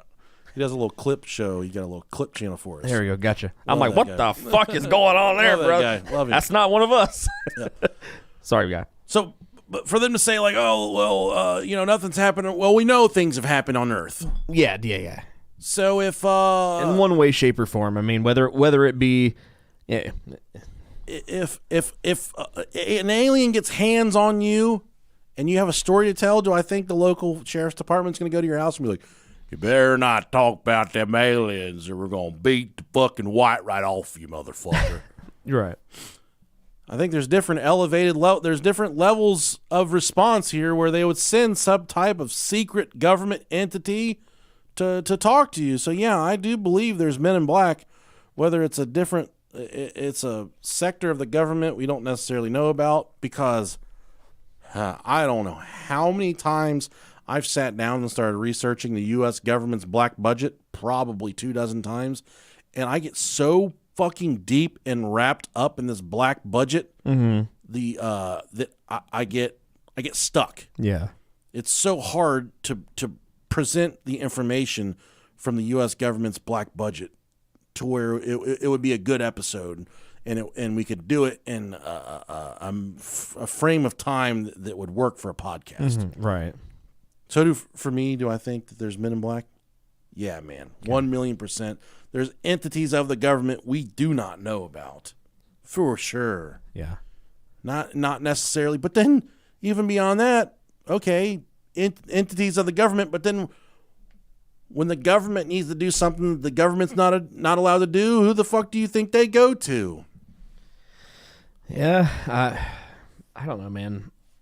Now, whether they're like a super pale reptilian, things like that, I don't know about that, man. But even our senior scientist from Wright-Patterson Air Force Base, Ray Szymanski, we had the episode with him. Yep. We had him on a second time, and when he was kind of doing his thing, making his rounds around the world, telling his story about some shit that he knew about Wright-Patterson Air Force Base and the inner workings of whatever's going on there, he talks about a time that he was on the golf course and he looks over and there's like this fucking pale lizard skin motherfucker standing in the shade watching him play golf. Yeah. And what was that about, man? I mean, I don't know. You think there's men in black? I mean, we know that there's definitely government programs that we don't know about. Yeah. A lot of hot gay people. Too. It would definitely make sense that there would be. So I mean, it's one of those things that I feel like I don't know. I think there is. I hope that where there's smoke, there's fire with it. Always, dude. Yeah. Always. But I mean, at the same time, it's like one of those things. Like I kind of feel like it's something that most people that want to believe kind of get blue balls about. Yeah. You know what I mean? Well, yeah. They kind of edge themselves up a little bit. Fuck you. Fuck you. Fuck you. I jack off to the movie Men in Black all the time. It's easy for me. Sure. Smooth sailing. Yeah, I get it. Another thing that I kept on stumbling across is, I guess, mass episodes of lost time. So if you want to affect an entire country, okay. Listen, dude. We're just told that one day there were cavemen. I think you need to get your Alex Jones voice for this. What they've been telling us is one day that there were cavemen, okay? And then we just showed up and they're trying to tell me that there was nothing before these freaking cavemen. Well, I'll tell you what, if they're turning the freaking frogs gay right now, and we've got barrels and barrels of oil missing from the U.S. Petroleum Reserve every day while Joe Biden is in office killing kids and drinking the adrenochrome and killing Hillary Clinton's killing everybody. You're trying to tell... Here's another billion. Yeah, there's another billion. Poor guy. Nah, not poor guy. I mean, Yeah, fuck him. it's not me, so I don't give a fuck. I ain't got a billion. Sue me for a billion. Remember, brother. Can't squeeze blood out of a turnip, in the words of my father. There you go. No, it's the narrative. It's science. They just say one day, we evolved. What if there's just been fucking aliens around forever, and they're like, this is when we want them to start remembering, like, this is the point that time started. Yeah. So there's like these these episodes of a mass lost time. Sure. And this is only 2 people in this story, but I'm going to read you the story that I found. It says, Okay, let's go. For context, when I was in high school, I lived with my mom in my childhood home, which was in the middle of nowhere. My bus ride was over 40 minutes. God damn. Ooh. And my house was at the end of a dead-end road with only 4 houses on it. Normally, my mom worked weekdays and would be leaving before I went to school, but shifts had been switched around for some reason, which sometimes happened. I woke up at 6:50 a.m., as normal, got ready, and left the house at 7:30 a.m. I remember specifically my mom was loading the dishwasher when she said goodbye to me. I walked down to the beginning of our dead-end road, which was a 2 to 3 minute walk at most. Across the road was presumably still is, a crappy public beach on a very small isolated lake. The beach is where the bus stop is. The bus came at 7:40 every day. Mine was one of the first stops, so it was almost always exactly on time. I got to the bus stop as normal. I was the only one picked up there, and no houses were visible from the stop. This was 10 or 11 years ago, so I had no cell phone yet. I know some people did by then, but part of the reason I didn't have one was there was no reception where I lived. I didn't have a watch either, but obviously I was used to the time the bus came and picked me up. Soon, I felt the time had definitely passed, but I waited another few minutes to make sure I still couldn't even hear the bus. Once or twice, there had been a substitute driver, and the bus came extremely early, so I figured that must have been the case that day. It was obviously not coming. I'm coming. Giggity, giggity. So I walked back home, keeping an ear out, of course, as I went back home. Still, there was no bus. I get back to the house. It should have been about 7:50ish. So, maybe 20-ish minutes after the bus is supposed to pick her up. I opened the door, and my mom had just started the dishwasher. Little clock on the front showed only 1 minute into the cycle. And she was wiping the counters. You'll remember she was starting the dishwasher. She was loading the dishwasher when she left. When she came back in, the dishwasher was just getting going. She was really surprised to see me. How could I have missed the bus when I left with so much time before it comes? I'm equally confused about that. She isn't mad at all because she just watched me leave with plenty of time to catch the bus.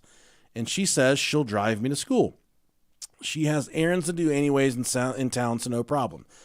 This is when she glances up at the kitchen clock, same one I checked before I left when she was saying goodbye to me, and my mother says, "What?" Because it's 3 minutes to 9 a.m. So that's like an hour and a half after she supposedly left the house in a time frame that was only about 20 minutes long. We stare at each other in stunned silence. Is the clock broken somehow? We soon realize all the clocks are the same. Clock in the car is also the same. I end up being an hour late for school that day.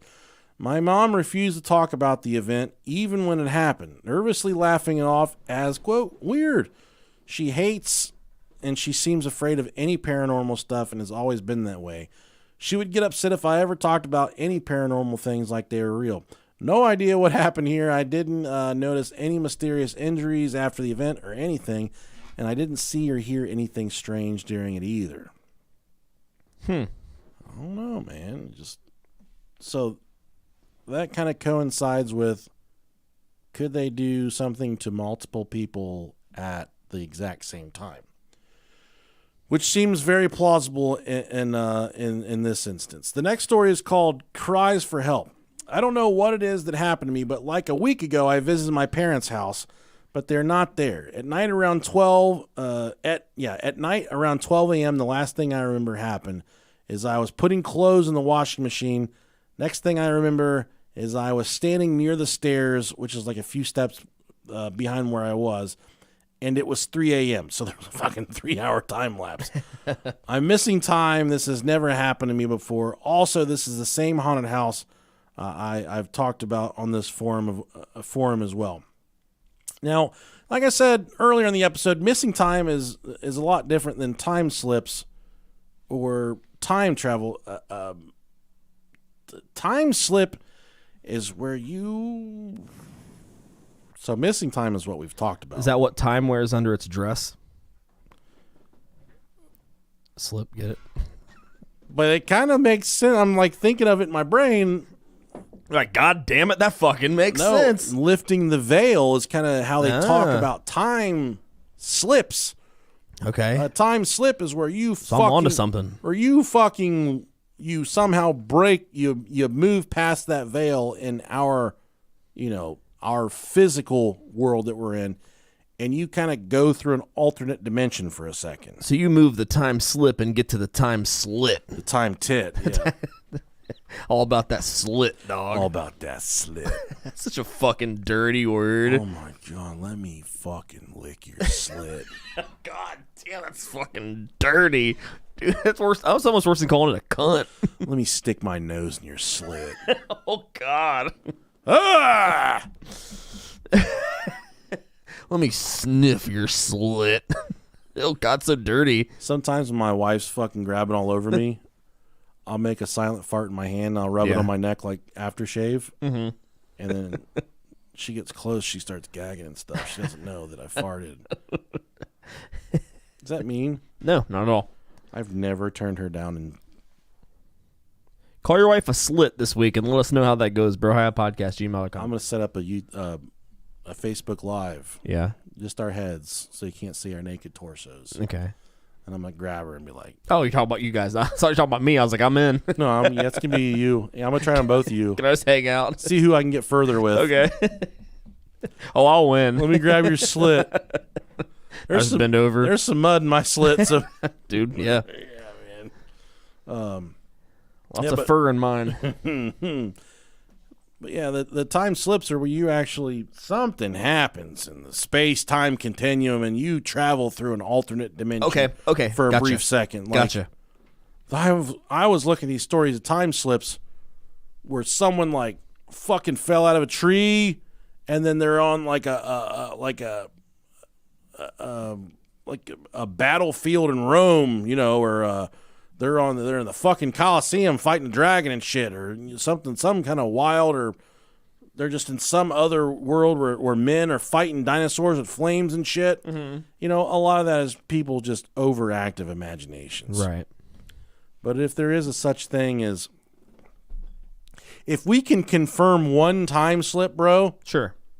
we can confirm one, then that changes that changes everything.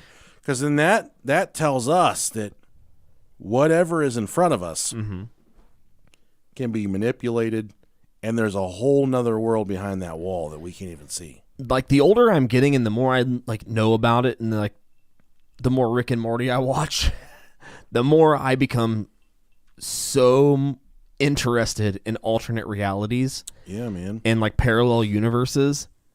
It's such a cool theory, and especially when major scientists talk about the actuality of it being, a practical thing, and that it probably does exist.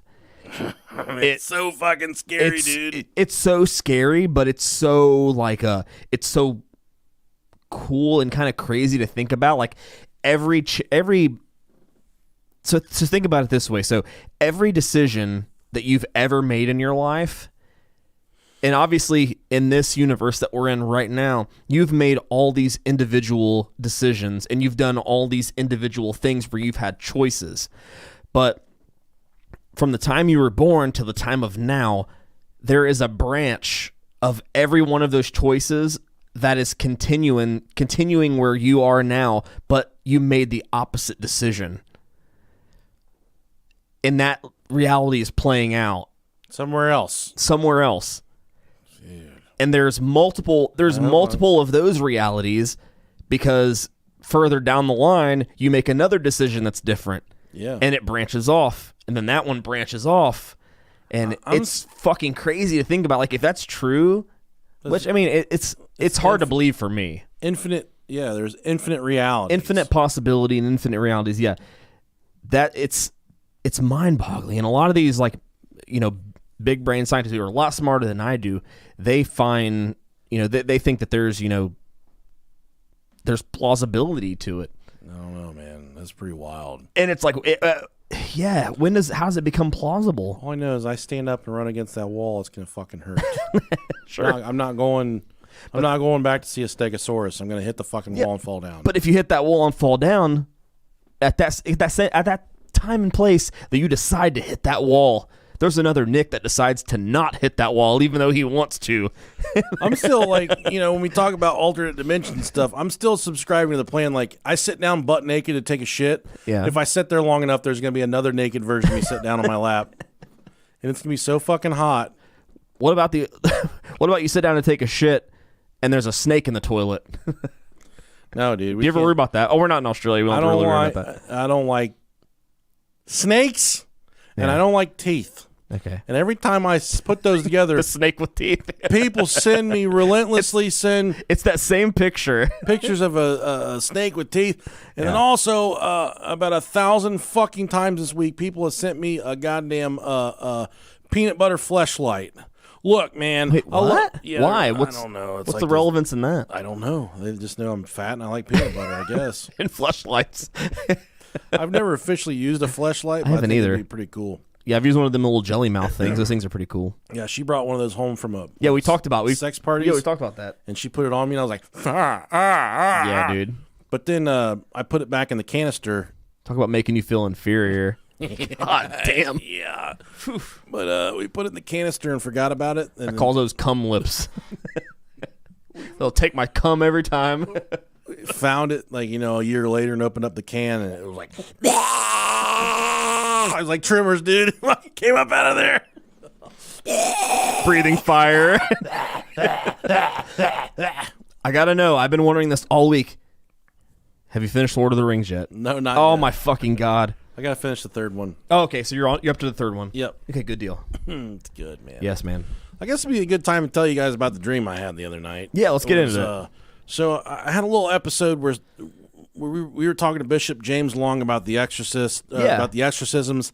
Rob's microphone started violently fucking shaking in the studio. Someone asked earlier in the chat if there's any update on the haunted studio. So this will answer their question. So I'm gonna post the pictures on our socials. Okay, cool. So people can. It's not. I think you sent them to me, or did you post them in the group? You posted them in the group. I think I did. You posted a before and after.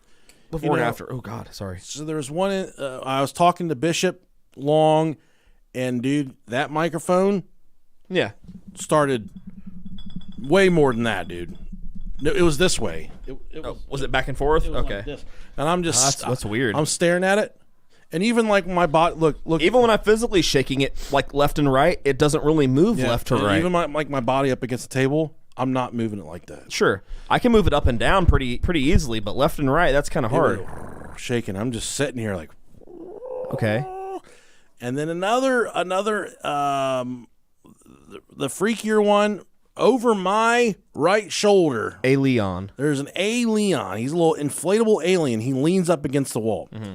I was doing some editing on those episodes, and I started seeing out of my peripheral green, green, green, green, more green, more green, more green Weird. until I looked over, Rob, Yeah. and this alien had moved 4 feet to right here in this void, and this alien was standing flat-footed right here. Which we didn't even know he could do. We had no fucking idea that he could do. He was standing upright. All right, so that happened. The other night, I come down here to do whatever. I come down here to, I think it was something with, to get to do stat stuff for Yeah. moves we're doing. Yeah, we're doing some moves, yeah.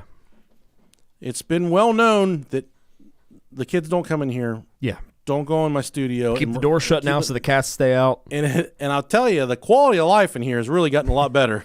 I don't think I scratched my nose once since I've been here. It's gotten a lot better. Yeah. That thing was all the way over there up against the wall. No fucking way. Yeah. Also, I had a pile of tools, screwdriver over there, pliers. Yeah, I see him. Those were right here. Okay. Those were over there on the floor. Right. I've got motion detectors in here. I've got a badass alarm system. Nobody's been in here. Last night, I've been putting in my AirPods, and I'll turn on like binaural beats or something when I'm falling asleep. Hell yeah. Just a fucking didgeridoo. That's what it sounds like. I can do a didgeridoo. Okay. Pretty good, right? That's fucking great, man. I turned on something last night and fell asleep to it. Yeah. It was like some satanic chanting shit. I don't know how I got to it. I wish I could get back to this from. Maybe I can. Let's get my history. I'd say you should be able to get back to it. The amount of shit that I listen to throughout my day is crazy. Yeah, it's I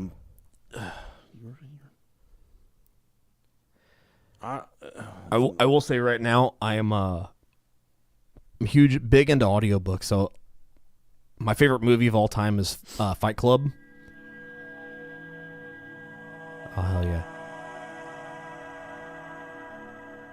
This is what I was falling asleep to last Some night. weird shit. It was really weird. But then I woke up. I didn't really wake up. I was in this intense scenario Yeah. where I'm like, with these people, we're holding hands so fucking tight. These voidless beings. Sweet. They're there with me. We're holding hands. We're locked hands. Yeah. They're cold as ice, bro. They're like, I'm holding hands, and I can feel the cold temperature on their hands. Ooh. But I'm sleeping, and I got this thing in my. We start trying to channel shit, like trying to summon, like they were saying some fucking words that I knew were not made up, that I'd never heard before. Yeah. But the name of like these like celestial. But you understood beings, what they were saying. Oh, I very much understood. For sure, yeah. But they were trying to channel these things. Yeah, And I've done trying shit like that They were before. trying to get these things to like manifest in front of us. Mm-hmm. And then something happened. Like it was a light feeling, like we were trying to channel a beautiful entity or something. But then something went south, and some fucking darkness opened up, and this goddamn black shit started flying around in the sky. It's always got to be black. And then whatever this music was turned angrier. It was like, but it was in my ear, and it was just getting meaner and meaner. Okay. And these things had unlocked, brought something through the whatever, dude. And I woke up. I had a hard time waking up. It was one of those dreams where you're just like, I'm done with this. I don't have a lot of nightmares. Yeah. It was one of those things where you're just like, I want to wake up. I'm done with it. I'm fucking done with this shit. Mm-hmm. Something really bad is going on. For instance, like you're having a dream like one of your parents died. You're like, Yeah. wake me up. I'd be like, thank fucking God. You're just like, wake me up. I'm done with this shit. This is sad. Like, I don't want to be a part of this. That's what this dream was. I said, get me out of here. I'm done. That thing, whatever, that thing that they unlocked that was flying around, fucking grabbed me, pulled me up to it. Ooh. And it was like, it didn't say it, but telekinesis, Kyle. It said it, with its head. It said, you're not going anywhere. You're staying here with me. Oh, shit. But I'm just kind of like staring at it. And then finally I snapped out of it. And I woke up and I was upset, dude. I was like, Yeah. I was upset. I was sad. And I don't know what the fuck happened. I was talking to my buddies about this work today. They're like, you need to burn some sage in your house. Yeah, man. I feel like we need to do something. I don't know what happened with the microphone stand. I don't know what happened with the alien. But last night I can chalk up to like this stuff is playing with my head, and I was listening to really weird like chanting stuff. Sure. So I'm just gonna burn it down, you know. Yeah, I've realized that what was I saying? Oh yeah, I've been listening to the Fight Club book. Oh, okay. God damn, I didn't even know there was a book. It was a book before it was a movie. This is by far the closest book to movie adaptation that I've heard. Yeah. It's almost fucking identical. It kind of sucks knowing the ending, but it's so good. I love Fight Club is my favorite movie ever. But anywho, I love listening to things when I go to sleep. So like I'm really weird. So like sometimes I'll go to sleep and I keep the volume up loud enough to where I know if I listen to it while I'm sleeping, I will dream about whatever I'm hearing. Because I'm really like when I'm sleeping, it's as long as I have that auditory response when I'm falling asleep, I'll usually dream about whatever I'm hearing. Okay, that's cool. It's fun. Yeah, it is fun. So it's kind of like lucid dreaming in a way. Yeah. Like I know if I put something funny on, I'm gonna have a cool dream. If I put something that's a little bit darker on, you know, depending on my mood, I may want to have a weird dream. You know what I mean? And I kind of trigger that. You ever sleep with your AirPods in, like the noise? I don't. I leave my AirPods in my truck to charge for work the next day. I might have to do that sometime. I've never tried it. It's cool. It's fun. Yeah, with the noise cancellation on, it's that, and I mean, you have like it's trippy, bro. You have like this. What's it? The spatial audio. That shit's fucking wild. Another thing on YouTube is 8D audio. Yeah. Ooh. Yeah, that's wild. It seems like shit's coming like from all directions. Yeah. Yeah, and I definitely need to do that. But I'll usually fall asleep with the TV on, and I'll like crank it up to right where I need it, right where it's a little bit too loud to like actually fall asleep to. But I get so tired that I fall asleep to it, and it's wild stuff. Experiment, man. It's fun. I'll call this next story our last one because do we're it. already at an hour and 40 minutes here. But this was an Area 51 deal. The best. We were off-roading in New Mexico during a family vacation. It was incredibly dark. I remember the little puffs of grass and plants looked like giant tarantulas in the shadow of the headlights. We were all kind of joking about how close we were to Area 51. The radio stations had all gone to static, so we sat in silence as we bobbed around over the terrain. Suddenly, a light brighter than day filled the car. I squinted out the back window, and it was a giant V shape. We couldn't see anything but the bright lights. My brother and I hunched down to the floorboards to hide. Then my dad was driving again, and it was pitch black again except for the headlights. My brother and I were sitting in our seats again, and we drove on as if nothing happened, but the clock showed we'd lost about an hour and a half of time. Oh, jeez. The radio was playing again, and we were facing a main road back to town. Wow. So what if they kind of fucking, latched onto him, blacked him out, and just dragged him back to the main road? Yeah, I mean, that's a lot of time to be missing, especially in such a short period of time, essentially. Yeah, dude. Well, yeah. If you've ever fucked your dad, send us an email, brohiopod. If you've ever experienced lost time, send us an email, brohiopodcast@gmail.com. If you've had an intense enough experience, we'll talk about it next episode. We'd love to do like a Dark Vault episode with that'd be you. great. Oh, we're well past due for one of those. Well, I did. That's what the Andy Savage was. Okay, that makes sense. Demon. Yeah, that makes sense. That was a Dark Vault. That was really good, man. And you know what? It's was been a really while cool. So many people from the Brohio Nation reached out to Andy. Good. And talked to him and helped him get through some stuff. He had some shit going on for sure. Probably still does, but hopefully he's getting help for that. Maybe I fucked up talking to the demonologist and talking to Andy in back-to-back days. Yeah, you could have. As long as I have this cat picture on the wall right here, I don't have anything to fear. Hey, Leon's still chilling back there. Yeah, I don't even know what any of this is, dude. Well, thank you guys so much for all the support. Yeah, thank you guys. You constantly throw our direction. We can never say thank you enough. Yeah.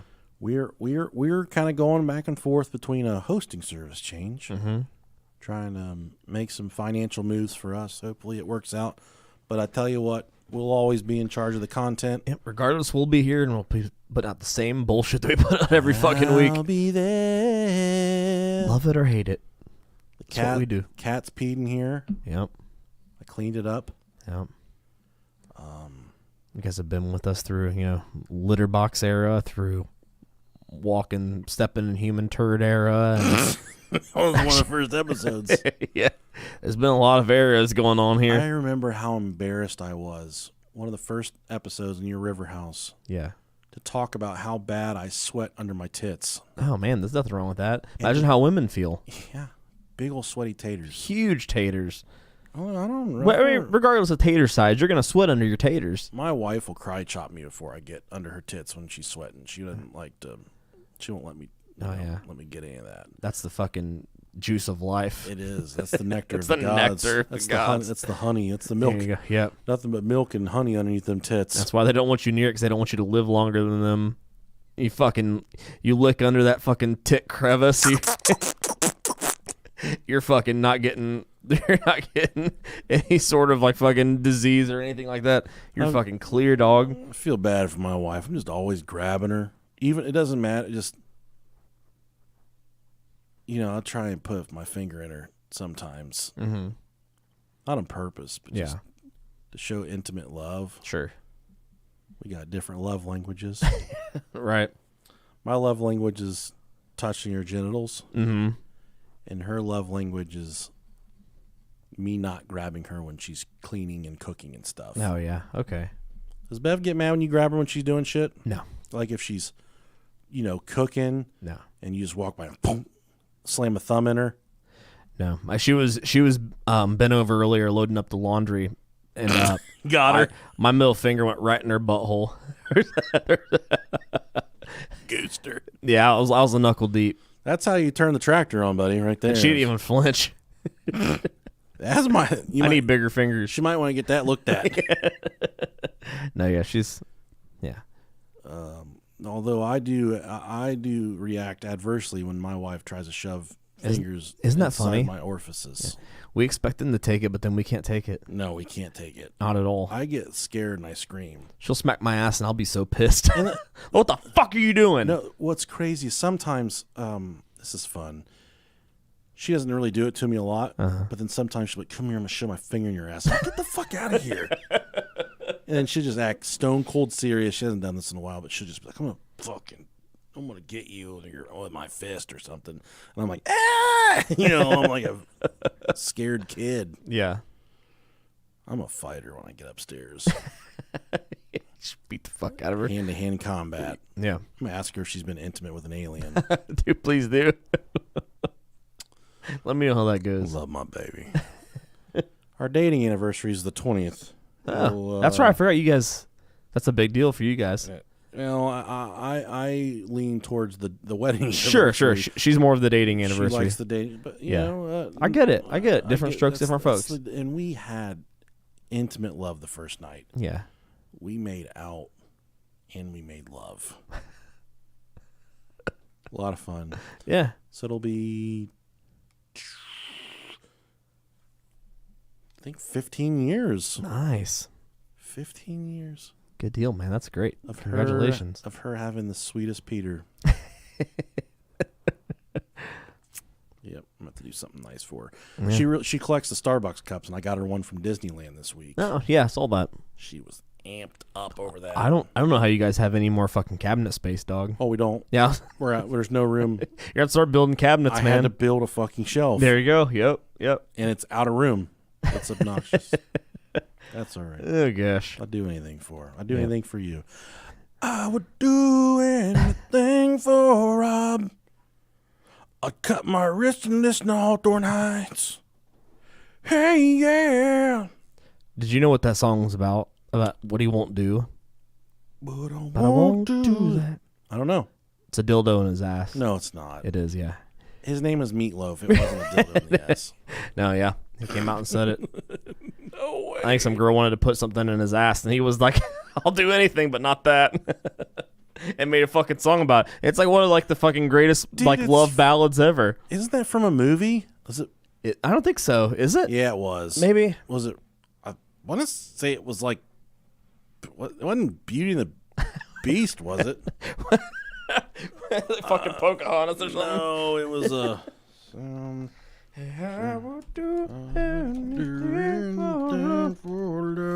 I won't put a dildo on my butt. Yeah, Beauty and the Beast. Was it really? Yeah, man. Look Yeah, at man. me. I'm so. This was like I think this was like a couple of years, like maybe like a year or two before he passed. He finally came out and said, "This is what the song's about." Maybe it was just the music video. Was a Beauty and the Beast? Maybe. Okay, that makes more sense. 'Cause I don't remember that movie. I mean, you can't have a song like called "I Would Do Anything for Love, But I Won't Do That" and it be about fucking bestiality. That's what that fucking movie's about, essentially. She's trying to fuck a dog with. What is he? A red rocket. He's like a fucking big goat. He's just a buff goat. Mantar. Yeah, he's a centaur. Look how fucking stupid he looks. Oh man, I'm glad I don't have hair on my forehead. look at Hermione there. I fucking love Emma Watson. Yeah. All right, guys. She's so pretty. We'll catch you all next time. We love you so much. We love you guys. Thank you so much for listening. Yep. See you. Bye. All right. Shit. Fuck you too. Oh God. All right, guys. Well, we'll catch you next time. We doing a Zoom? We'll discuss. Okay. We'll discuss. All right. All right, guys. We'll see you next time. Bye. Love you so much. They said I should set up a live stream in the studio and just